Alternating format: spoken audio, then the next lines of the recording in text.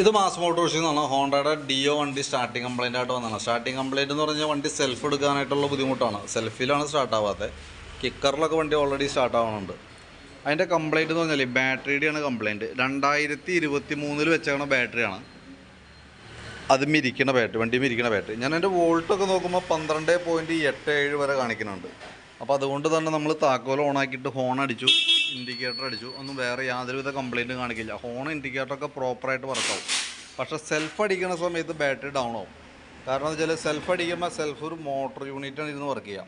അപ്പോൾ അത് അത്യാവശ്യം വോൾട്ട് എടുക്കും. ആ വോൾട്ട് എടുക്കുമ്പോൾ ശരിക്കും ഒരു 9.5 വോൾട്ടിൽ താഴേക്കാണെങ്കിൽ ബാറ്ററി ഡൗൺ ആവും, പെട്ടെന്ന് ഡൗൺ ആയി പോകും. 8.5 വോൾട്ടാണെങ്കിൽ ബാറ്ററി കംപ്ലൈൻ്റ് ആണ്. ഇതിപ്പോൾ ഞാനിപ്പോൾ ടെസ്റ്റ് അടിച്ച് നോക്കാം. അപ്പോൾ ഇതിനകത്ത് എത്ര വന്നേന്നുള്ള ദിവസം നോക്കണം കേട്ടോ. നിലവിൽ ഇവിടെ വരുമ്പോഴത്തേക്ക് 6 വോൾട്ടിലേക്കൊക്കെ വരുന്നുണ്ട്. 6 വോൾട്ട് 5 വോൾട്ടിലേക്കൊക്കെ വരാം. അപ്പോൾ ബാറ്ററി മാറ്റി വയ്ക്കലാണ് നമുക്ക് പോസിബിൾ ആയിട്ടുള്ള കാര്യമുള്ളൂ. ചാർജ് ചെയ്തിട്ടും പ്രത്യേകിച്ച് കാര്യമൊന്നുമില്ല കേട്ടോ.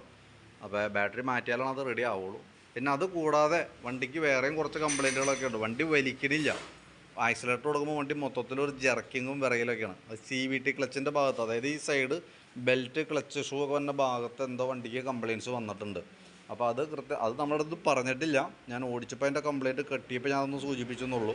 ഇടയ്ക്ക് എപ്പോഴെങ്കിലും വണ്ടി ഒന്ന് കയറ്റിയിട്ട് ജനറലായിട്ടൊരു സർവീസായിട്ട് ചെയ്യുകയോ, ജനറൽ സർവീസായിട്ട് ചെയ്യുന്നതായിരിക്കും ബെറ്റർ. കാരണം എന്താ വെച്ചാൽ ജനറലായിട്ടുള്ള സർവീസിന് വണ്ടി കയറ്റുമ്പോൾ നമുക്ക് സർവീസ് ചാർജായിട്ട് ഇപ്പം നിലവിൽ വന്നത് 600 രൂപയാണ്. അതിനകത്ത് ക്ലച്ച് ഗ്രീസിങ് അടക്കം എല്ലാം വരും. ക്ലച്ച് ഗ്രീസിങ്, അതേപോലെ തന്നെ ഫ്രണ്ടും ബാക്ക് ബ്രേക്ക് അഴിക്കും, ഫ്രണ്ട് ബുഷ് അഴിച്ച് ഗ്രീസ് ചെയ്യും, എയർ ഫിൽറ്റർ പ്ലഗ് കാര്യങ്ങൾ അതിനകത്ത് ചെക്ക് ചെയ്യും, ഹെഡ്ലൈറ്റ് ഹോൺ സ്വിച്ച് കാര്യങ്ങളെല്ലാം അതിനകത്ത് നോക്കും. അങ്ങനത്തെ അത്യാവശ്യം വേണ്ട ഒരുവിധം എല്ലാ ഭാഗങ്ങളും അതിനകത്ത് ചെക്ക് ചെയ്ത് പോകണമാണ്.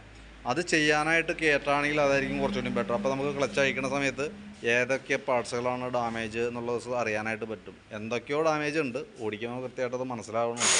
അത് അഴിച്ച് നോക്കിയാലാണ് നമുക്ക് അറിയാനായിട്ട് പറ്റുള്ളൂ. ആ കംപ്ലയിൻറ്റോ അങ്ങനത്തെ വർക്കിനെ പറ്റിയിട്ടൊന്നും പറഞ്ഞിട്ടില്ല.